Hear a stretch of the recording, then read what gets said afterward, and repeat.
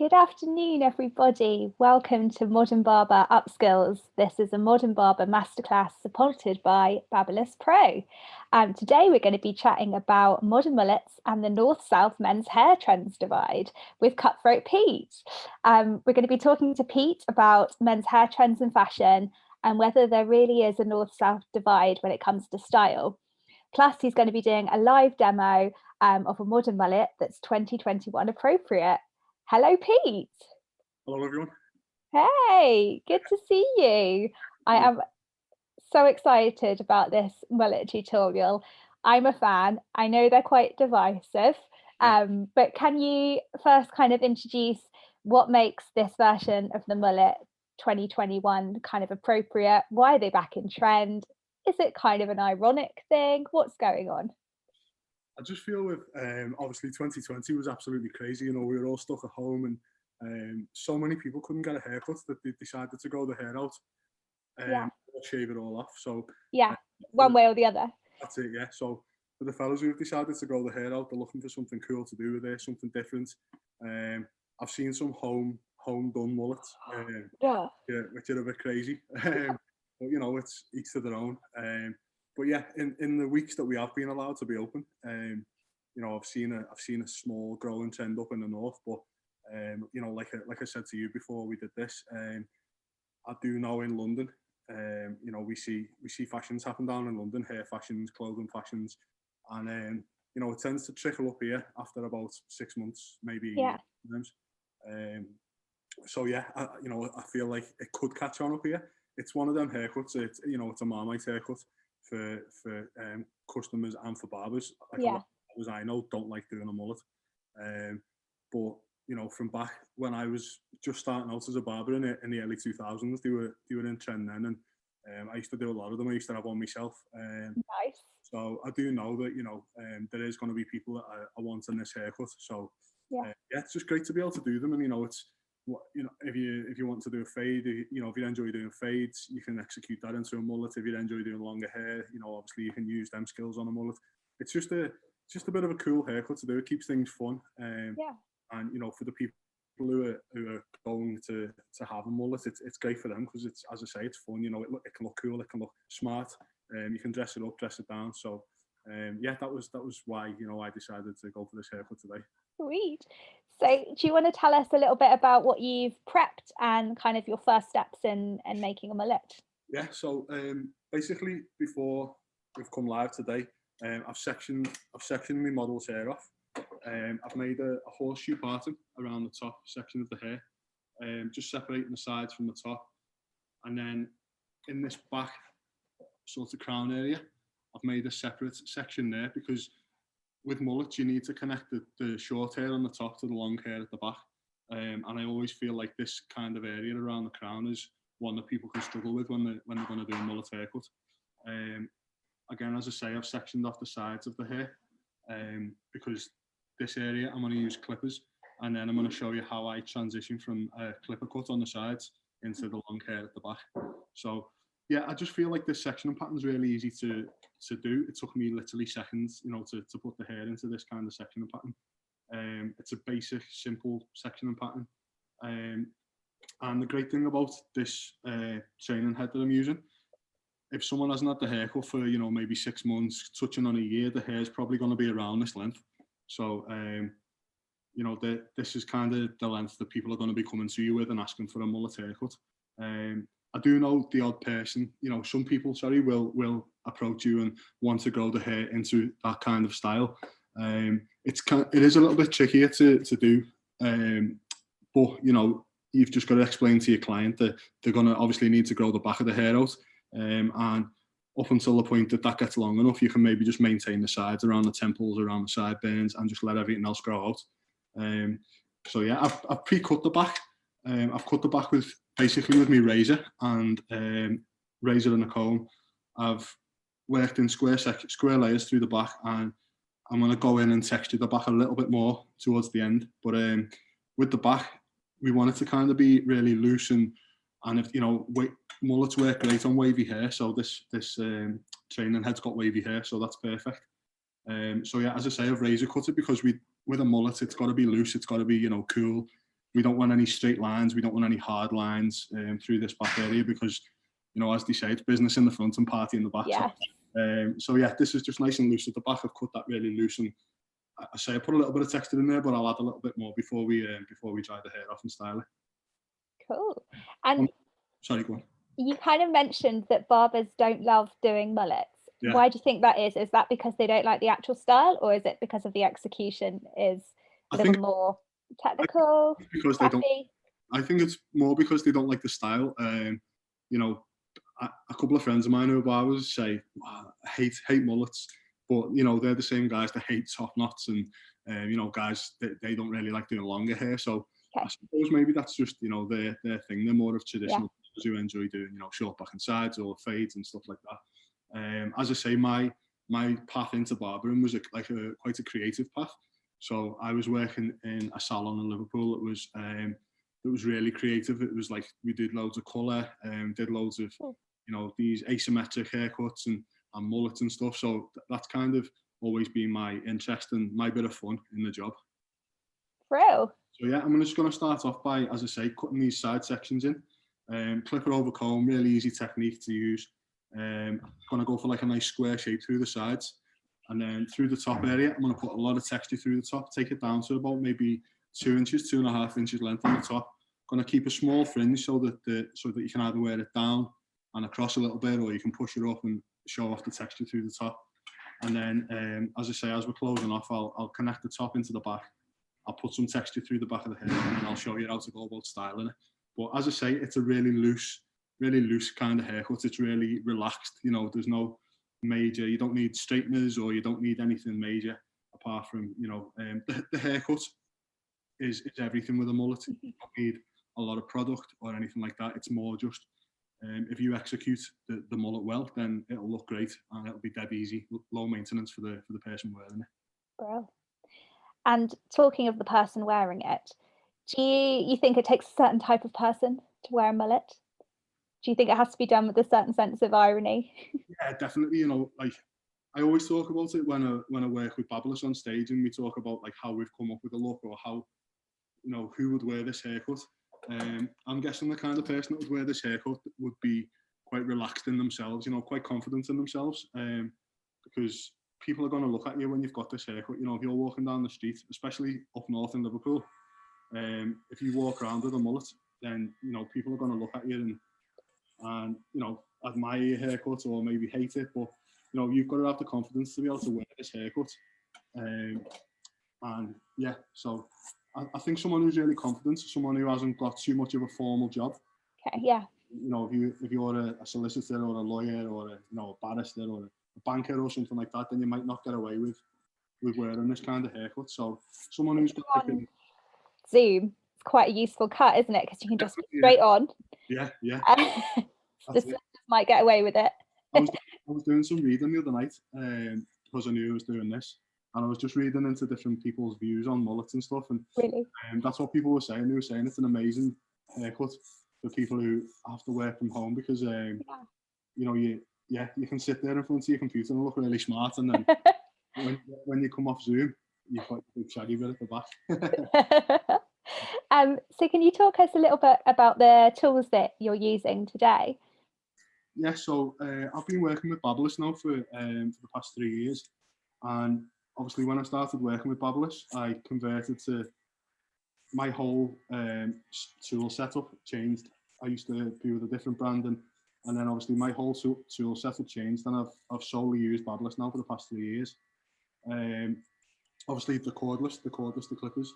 You get about 90 minutes use out of a set of clippers, which is amazing because I do a lot of traveling with my work. So, you know, if I'm going to a hotel or I'm going to a different country even, I haven't got to worry whether the clippers are going to work on the voltage over there or anything. You know, I take a couple of sets of clippers with me, make sure they're all charged up, and then I'm good to go. You know, I can work anywhere. I can work on the street. I can work in hotel rooms. I can work wherever's good. So, yeah, they are a great set of clippers. All the clipper guards, you know, everything the clippers come with, the setup's complete.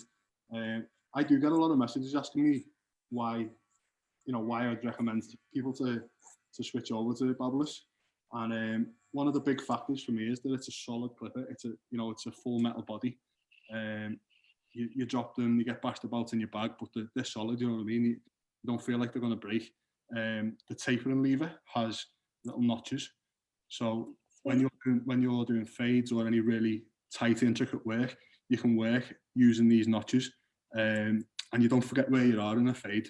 So a lot of people who are new to barbering, I tell them all the time that these are a really great clipper because, as I say, the notches on the side just make it so easy to remember where you are and at certain haircut.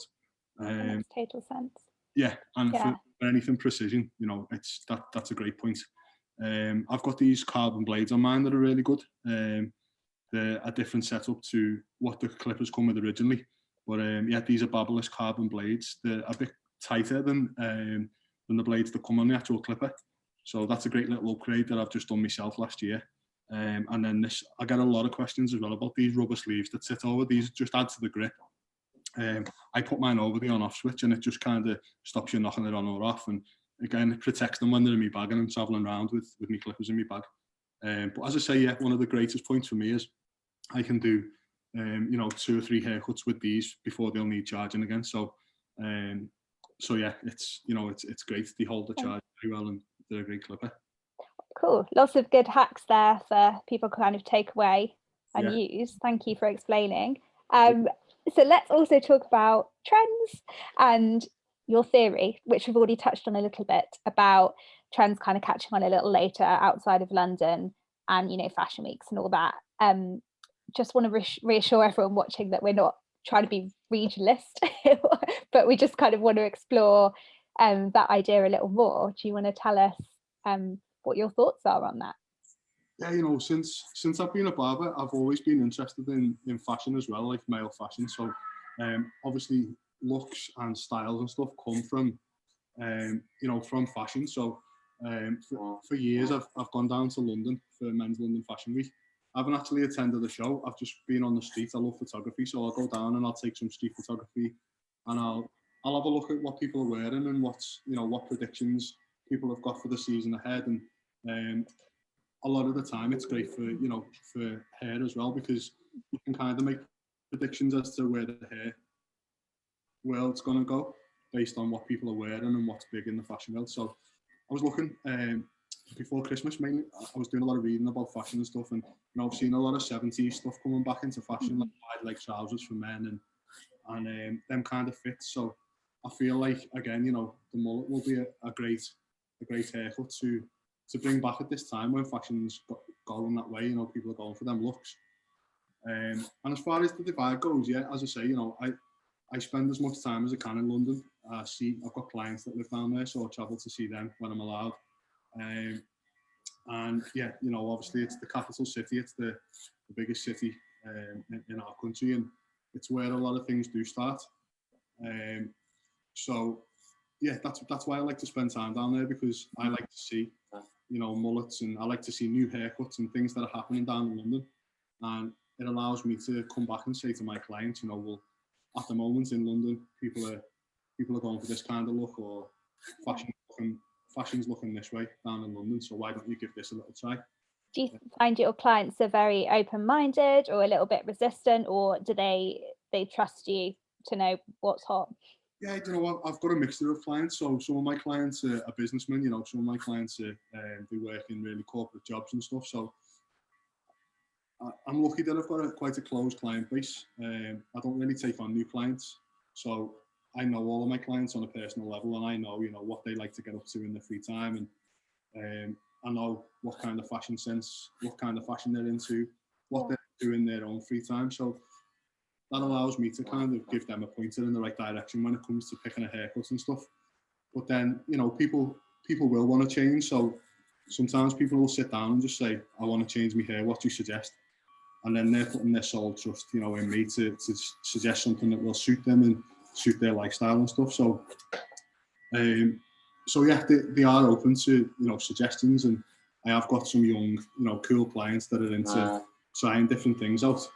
And when I can finally get back behind the chair, I'm hoping that a few of my clients will be up for going for something like this, because it's cool, isn't it? It's something. like you said, it's kind of the one time in someone's life that they probably haven't been to the barbers for months and months and months, and they've got that length that they can play with now. So Exactly. why not give it a go? Yeah, it's so exciting. Like before Christmas, when we were allowed back to work, there's so many of my clients that some of them I'd see them on a weekly basis. So they'd get the hair every single week, and obviously through the last lockdown, they didn't get a chance to have a haircut, and some of them have gone for 6 or 7 months without having a haircut at all, and yet they've got a great length to the hair now. And it's surprising how many men have cut the hair really short for years, but I've actually got an amazing head of hair. And Yeah. now they've had that chance to grow it out a little bit.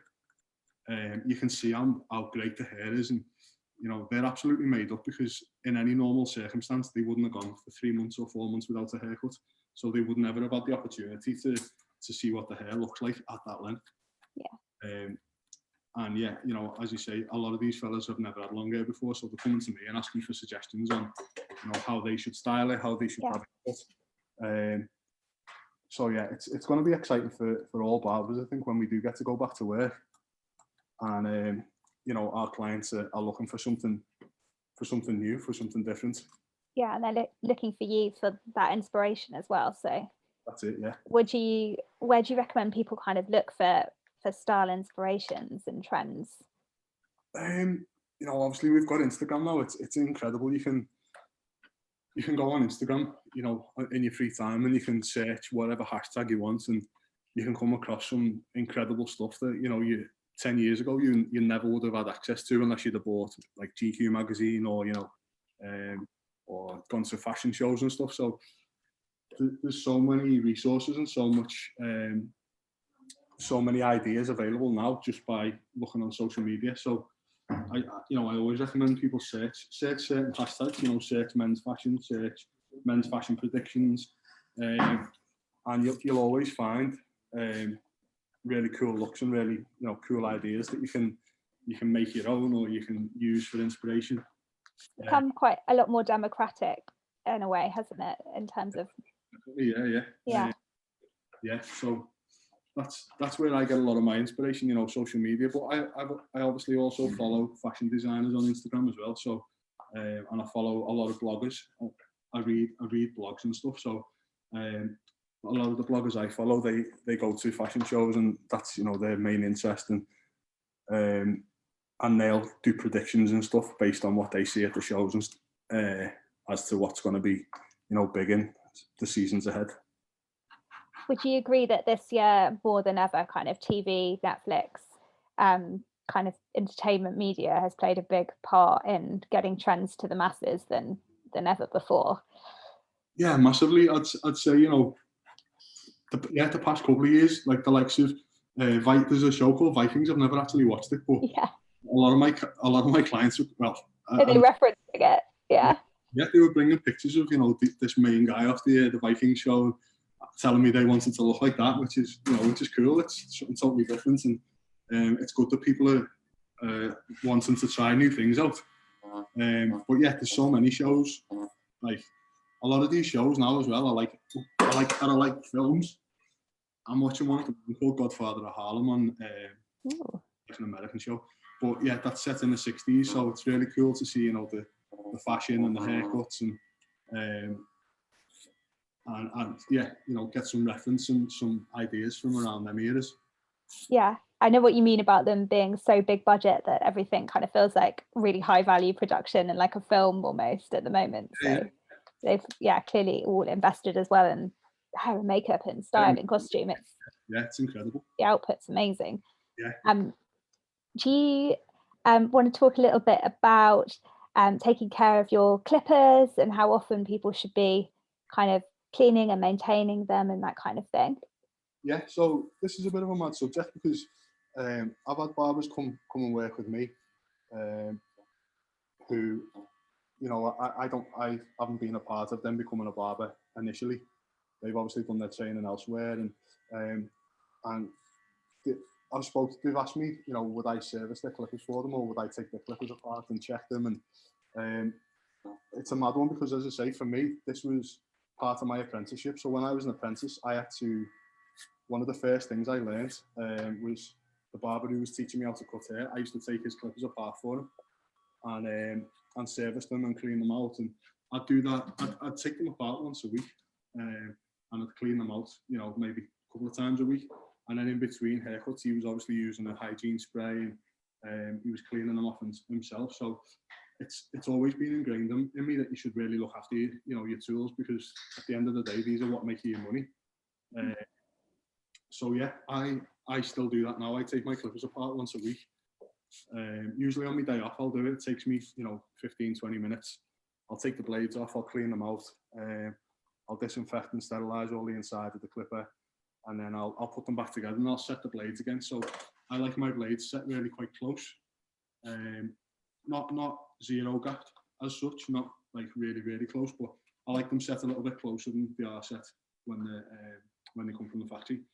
So yeah, but that's all stuff that I've taught myself, and it's stuff that people I've spoke to have said to me in the past, oh, I didn't even know you had to service your clippers. But you do. Obviously, they're your tools, like your scissors and anything else in your toolkit. You have to service it to get the best out of it. So yeah, I do suggest doing it. One of the things I do suggest is like take your time when you're doing it. Don't do it when you're in a rush, because taking the blades off your clippers, there's little small moving parts underneath, and sometimes if you're not confident, you might not remember how things go back together or whatever. So there's loads of videos on YouTube, to be honest, and there's loads of stuff on there so people are telling you how to do it. So if you're struggling, get on YouTube and watch a video. And but as I say, or you get an old pair of clippers that you've got. I've got a couple of old pairs that I keep hold of, and if anyone comes to me and they're struggling on how to take the clippers apart, I'll give them my old sets and just say I'll have a play with them, because it's definitely something that you should know how to do as a barber, is servicing your tools. So just talk us through what you're doing at the moment. So I've removed all the bulk from the sides. It was really long on the sides, obviously, 6 or 7 inches long. So at the moment, I'm just removing the bulk from the top now. Not doing anything overly technical. I'm just literally removing a lot of bulk, maybe 5 or 6 inches of length off the hair off the top. I'm going to get it all down to a level where I can kind of see what I'm doing, and then I'll go ahead and start putting the shape into the haircut then. As I mentioned before, the sides are cut really square. That's I've kept it like a really masculine shape. So it's going to keep that nice lean square shape through the sides and through the corners. I'm going to have a little bit of height on top because I'm going to put a load of texture in. The techniques I'm going to use to texture is literally just point cutting, and then I'll go back through with my razor and I'll just literally tear that apart on top. I'm going to really rip it up and make it really heavily textured, because as I said earlier, I want this to be a really loose haircut. I don't want it to be overly overstyled or look like it's taking half an hour to style. This kind of haircut is something that you can spray a little bit of salt spray in the morning, and then you can either blast it off with a hairdryer, or you can leave it just to air dry naturally, and it'll look great. It'll look as good as it did when you leave the barbershop. Well, and are there any Babyliss Pro products that you'd recommend for other grooming things that people should be using for this look and for others? What are your favourites, basically? My favourite tool in my Babyliss kit at the moment is the skeleton trimmer. It's the newest. It's the newest trimmer that's been out for maybe the past 12 months now, or 18 months. But it's got like a really wide head on it. It's got a T-blade on it, and it's all exposed underneath, as you can see. So the body doesn't get in the way at all. It's great because you can get in really close. You can shape beards with it. You can do in people's hair with it. And the blades themselves, I haven't zero gap these, and they come really close from the factory. It's an amazing trimmer, and I've converted a lot of people onto Babyliss just through this trimmer alone. Because as I say, it is so good. Again, it's got a full metal body, so it's really strong, and it lasts a long time. You can probably get 7 or 8 haircuts out of that before you have to charge it, because obviously you're not using that clipper to do the whole haircut. So you know, you're using it to do the lining out around the edges, or trimming people's beards, lining people's beards up. So yeah, it'll last you a long time before it needs another charge. Fab. Which again is great for people who are traveling. Definitely. Oh, wish we were traveling right now. So going back to trends, why do you think some trends catch on and some don't? Is it because of the wearability? And can you give any examples of trends that you've kind of seen fall flat on their face?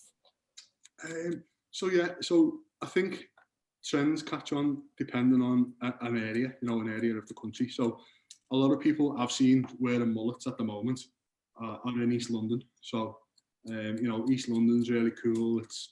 There's a lot of, I don't know what you call them, hipsters maybe, you know, really cool people that don't really give a hell about what anyone else thinks about them. You know, they'll go out and they're proud to just like wear whatever they want and whatever they feel comfortable and happy in. So I think, you know, a lot of trends that I like and a lot of trends that I take inspiration from come from that sort of area, you know, East London, Brick Lane, that kind of vibe. And then, yeah, you know, there's trends that happen there that won't carry up north, or they'll dilute a little bit. So, you know, some of the mullets that you might see around East London are really severe, really abstract. You know, they've got really quirky little parts to them, and you know, I can't see a lad walking around Liverpool with a haircut like that. So yeah, trends I think you know, are based on different areas, as we said before. Yeah, you know, there's trends that I don't know, I can't think of one that's fallen flat on its face, but you know, I do know that there's certain haircuts that I've seen in the past. Maybe I'm trying to think of one. Like the really disconnected stuff that was diluted as it moved up north. So down in London, I was seeing people with really, really heavy disconnections. You know, like literally shaved right up to the top, and then big, massive, long hair on top. Something like that wouldn't have really worked out up here, so that didn't really catch on. And again, there's a lot of subcultures in London, so, or down south, so you see a lot of, you know, you still see a lot of punks, and you still see a lot of people into different genres of music and stuff, and they'll dress that way. Whereas up here, people tend to use different things for inspiration. So I think, you know, footballers and people like that have a big influence on people's fashion ideas up here, and obviously that goes for haircuts as well. So you know, I get a lot of customers that will say to me, "Oh, I like such and such a footballer's haircut. Can I have mine like that?" And I suppose, you know, where part of London you'd see people taking their inspiration from fashion, then you wouldn't necessarily see a lot of, you know, football inspired haircuts. Yeah, sure. Yeah, that makes sense. So speaking of 2021, do you think there's any other trends that we should be watching out for? It'll be interesting to see how they adapt at different areas of the country. Yeah. I wrote a blog post a while ago, and it wasn't clickbait, but you know, I called it as the fading out, and I got a lot of feedback off it. Like people were saying to me, you know, obviously the fade will never go away, and I knew that when I wrote the piece. You know, I know the fade will never go away, but what I was kind of heading at, like pushing at when I was talking about that idea, was the fact that long hair is becoming more mainstream, especially in Liverpool. It's mad, you know, we call it the ket wig. A lot of young lads in Liverpool have, like, we're talking from maybe 13, 14 up to, you know, 20. I've got massive long heads of hair, and they haven't had the haircut for maybe 3 or 4 years now, and they're just all sporting these big bouncy long heads of hair. Cool. It's cool because, you know, these lads are wearing outdoor gear, they're wearing tracksuits, they're wearing that kind of stuff, but they've got these big massive long heads of hair. So yeah, you know, when I did that blog piece, I was just saying that what I wanted to say was, like, longer hair is becoming more mainstream, and you know, lads who used to go in every single week to the barbershop and get a fade are now feeling a bit more relaxed about it and are growing the hair out, and you know, the fade in a way is fading out, but you know, it will always be around. That's one thing I can say. And yeah, sorry, I've lost my point now. What I'm saying. No, don't worry. We've actually got a audience question. So it's kind of, I think what they're trying to get at is explaining when you're doing this on the same haircut, can you explain the differences in using clipper, scissors and razor? And I guess that's kind of getting at what different techniques and what finishes those tools produce. On this haircut? Yes, let's go with that. I'm going to try and translate what the question is. Yeah. Oh. So yeah, if you're using clippers, obviously you're going to get a much more severe, harsh look. You're going to get maximum skin exposure. So that's good. Using clippers are great for these areas, you know, around the temples. I'll just hide that up. Are great for around the temples, around any areas that, you know, you really do want to see the skin underneath. Yeah. Transitioning into the back, that's down to yourself. I like to use a razor mainly, but at the moment I'm using my scissors just because I'm removing a lot of bulk. So I'm just literally chopping all the bulk off with my scissors, and then I want to go back through with my razor and add more texture into it. And as I said before, you know, make it really loose. So yeah, between the scissors and the razor, the haircutting razor, that's personal preference really. You know, depends on what your favourite technique of adding texture into a haircut is. And bulk removal, you know, scissors are great for that. Again, you can use the razor for bulk removal. It's all just about personalising the haircut, you know, making the haircut look how you want it to look and how the customer's going to be, you know, happy with it to look. But yeah, as I say, clippers for the more severe stuff, and then scissors maybe for bulk removal. When I say bulk removal, I mean like taking 5 or 6 inches of length off the hair, and then razor for adding internal texture and refining parts of the haircut. So yeah, that's kind perfect. Of yeah. Thank you. At the moment, so what I've done is I've released the section of hair that I'd kept pinned up around the crown area. And what I've done is I'm taking sections this way and I'm just literally connecting that into this back section. So what I'm trying to create, the silhouette that I'm trying to create is nice choppy textured height through the top, and then the transition into the longer hair at the back. I want this to have a bit of lift to it. I don't want it to be high and then go really flat and long at the back.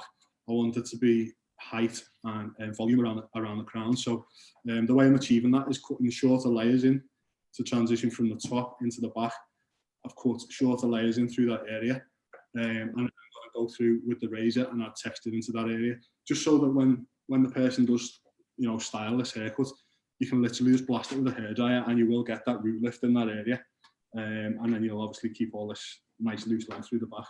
So yeah, that's how I'm going about connecting the top in with the back. I'm just taking these sections, and as I say, I'm just connecting it through like this and making layers in them areas.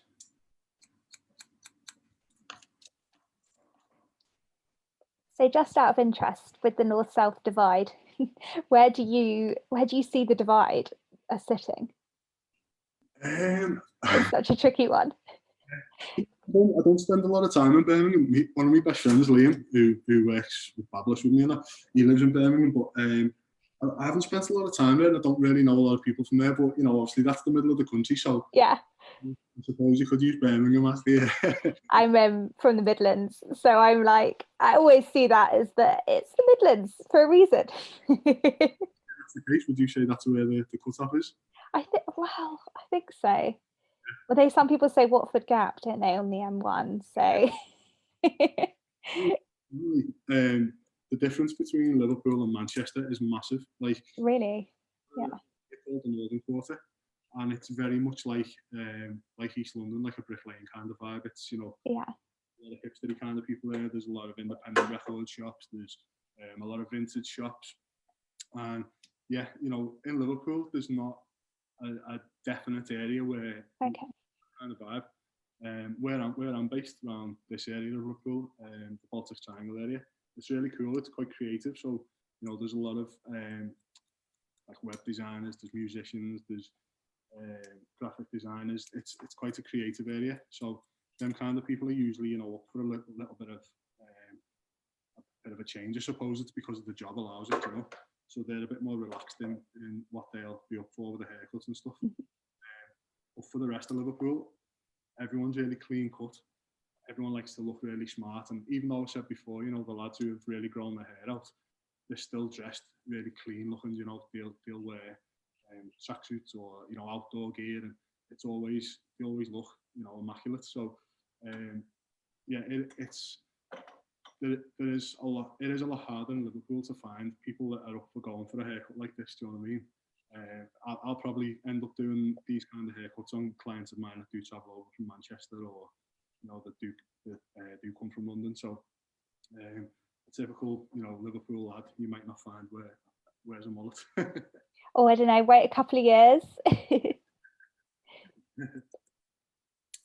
What is exciting at the moment, as I say, is the amount of long hair that we're cutting as, you know, as barbers, and it's mad how surprised people are when, like, clients are when they find out that you can cut long hair. You know, I was speaking to someone that works in one of my shops, and they were saying that a few of their clients have said, like, should I start going to the hairdressers now that I've got long hair? But Really?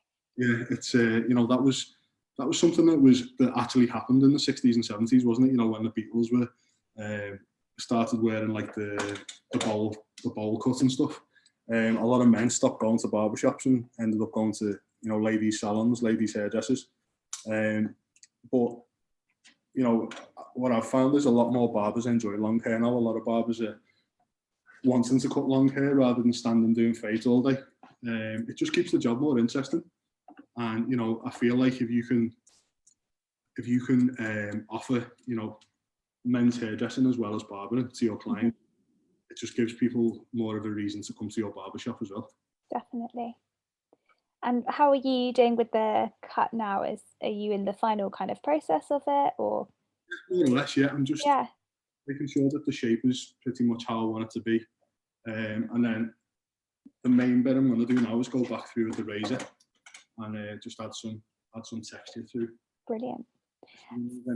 Just to remove any heaviness that doesn't need to be there, because one of the main things I always talk about when I do any stage work or any tutorials or online stuff is that I see so many haircuts on Instagram that leave people's barber chairs, and I think that's absolutely incredible. But I often wonder how many times, you know, the client gets home and can't replicate that haircut. Right. Yeah.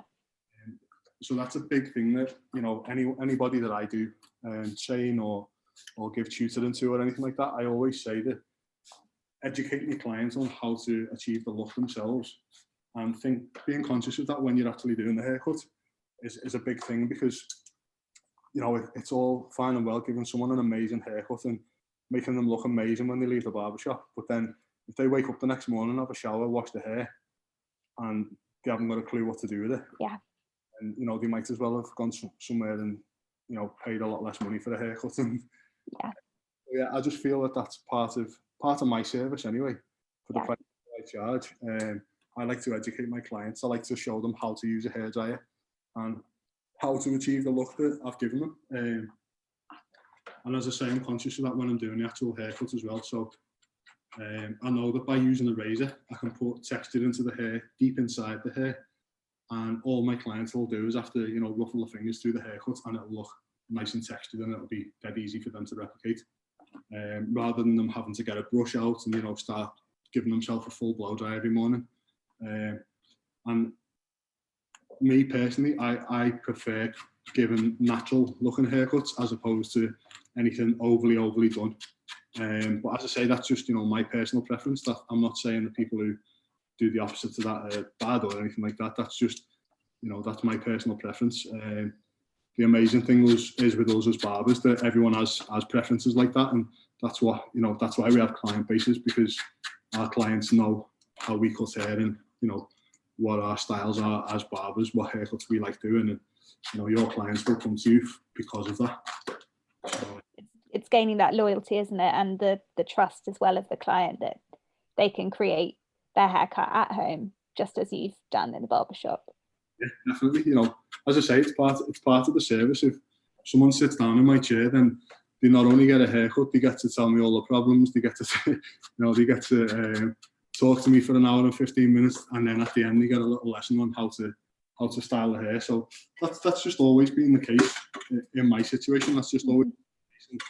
I just enjoy knowing that I can educate my client to do their own hair. And I've got clients that will go on lads' holidays and they'll be in the hotel room of an evening, blow drying all their mates' hair, or styling all their mates' hair for them, using techniques that I've taught them. So amazing. The people are listening that much and taking the advice on board that much that they can actually style their mates' hair. And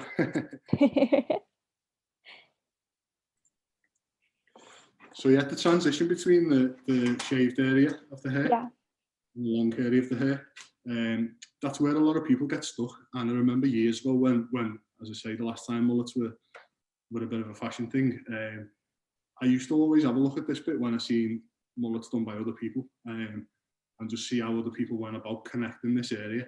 And what my general rule is that I use is, so on aisle with the back of the ear, I make a section there, and anything in front of that is either tapered really close or maybe just clip it down to something not too severe. And then directly behind the ear, what I tend to do is I take two or three vertical sections, and I just pull them straight out, and I go quite short behind the ear, and then I make the sections a little bit longer as I come back. So the first section will be quite short, then the second section will be a little bit longer, and then the third section will be what ties everything into the back. And I just feel like you get a nice graduated look then. You do see people that just literally it's really disconnected, and you end up with like just a line and then a shaved bit and a long bit. I like to connect it in a little bit, just to make the haircut look like a full haircut. Yeah, and a bit more wearable. Yeah, and that way it looks like they've been to the barber shop and had a mullet rather than doing it at home with their boyfriend or anything like that. So yeah, it's just like little professional touches that make a haircut look a little bit better. Definitely. That looks amazing. So as I say, I did actually do a variation earlier on. So with this one, I took the fringe right away. Yeah. No fringe at all. So from the side profile, you can see it's really blunt on the front. A clipper on the whole front area, and then graduated it backwards. We put loads of texture around the crown of that one, and then obviously he's got his mullet on the back. And another thing that's really important when it comes to executing haircuts is that the haircuts should look good from every angle. Obviously, when your client does the hair in the mirror in the morning, they'll see themselves from the front, and that's it. But people walking down the street, people sat behind them in the office, everyone gets to see a different angle of your haircut. So I always, when I'm teaching people how to apply product, I always teach them to start at the crown, to work from the crown forward, so that you don't end up with a big load of product in the front. And then also, you're styling every part of your hair then, and it doesn't look great from the front and terrible from the back. It looks great from every angle. So the silhouette is always a big thing I look at when I'm creating a haircut for somebody. And as I say, with this one, we've gone for like a really blunt, harsh front, and then we've built the length up going towards the crown, and then that makes the transition into the longer area at the back like quite seamless, and it just looks like it should be like that. With this one, he's got a lot more wave to his hair, so I've gone for like a natural textured, flowy kind of look on through the top. I haven't taken the sides as severe as the other chaining head. We've obviously clipper over combed them down to maybe a number 2, I'd say. Clipper over combing just gives you more control. So I haven't whacked the number 2 on there and gone straight in with the number 2. I've clipper over combed it so that I can take into account the shape of his head, so that we can keep some weight around this area. And then it makes transitioning the side section into the back much easier as well. Because if you'd gone straight in with the number 2, you'd have the harsh line, whereas I've managed to use my clipper over comb just to kind of take this area shorter, from gradually shorter into longer around here. Love it. It looks amazing. Thank you. Yeah. Do you want to add anything else? I was quickly going to blast it off and just add a little bit of product into the haircut, but Yeah, go ahead. Yeah, of course.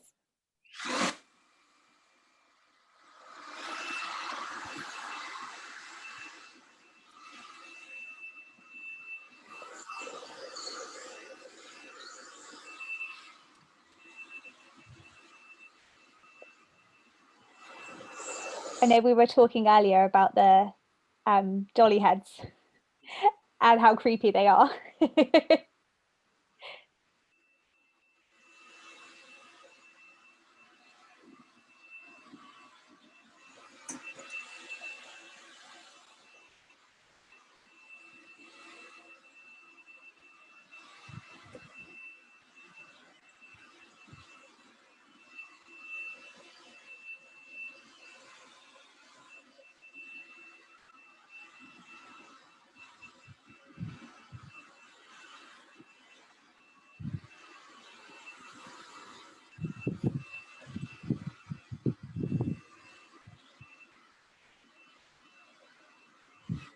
Yeah, so if this was my client and I was telling him how to style his hair, I'd tell him not to have a nozzle on the end of his hairdryer, and literally just to use his fingers and the hairdryer, pull out the bits that you want to really accentuate, you know, the textured parts around the crown and around the middle at the top. You can either wear the fringe coming down or you can kind of push it up, so you'll use the hairdryer to direct the hair upwards. And then through the back, literally all you want to do is tell your client, you know, to hold the barrel of the hairdryer and just pass through the back area. You don't need to use a round brush or anything like that. You know, there's so much texture in this part of the haircut that it'll just sit really nice and loose. All it needs is a blast of the hairdryer, really. And then product-wise, I'll use a dust because, as I say, we don't want it to dry hard. We don't want to, you know, put a pomade in there or a heavy wax in it. Yeah. Really stiff. Again, as I say, my emphasis is on loose. So just go through, dust a bit of dust through the hair and get it down to the root area, especially around the crown, because this is where we want that transition in the silhouette to look really cool. And, you know, we want a load of texture in this area, a bit of volume and height. So we'll use the dust through that area. And then you can always, you know, put a light dusting through the back just to add a little bit of hold and texture. But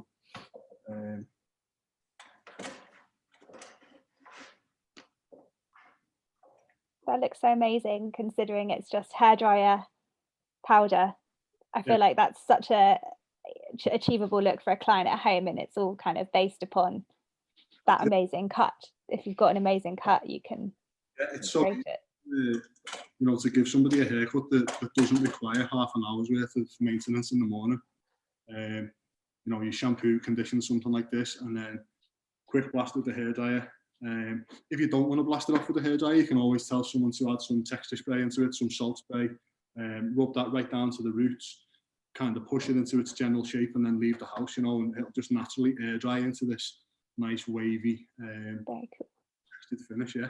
So what I'll do is I'll take some photographs of the haircut once, obviously, we've finished our Zoom thing, and you know, I'll send them over to you. And if anyone wants to see the actual finished article, you know, that'd be amazing. I'll get some proper photographs of the haircut and that, so people can see. Oh, that would be great. Thank you.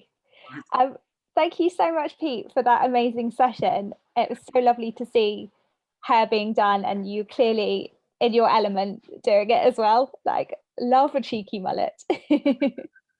Yeah. And I hope, you know, anyone that watches has picked up some good tips, because it's, you know, it's nice to be able to share things, and I know a lot are using this time wisely to learn new skills and, you know, to try different things. So yeah, if anyone's got any questions or anything afterwards, you know, drop me a direct message. I'm always up for answering questions or anything like that. So that's amazing. Modern Barber and Babulous for having me as well. Yes, thank you so much to Babulous Pro for supporting us on this live session.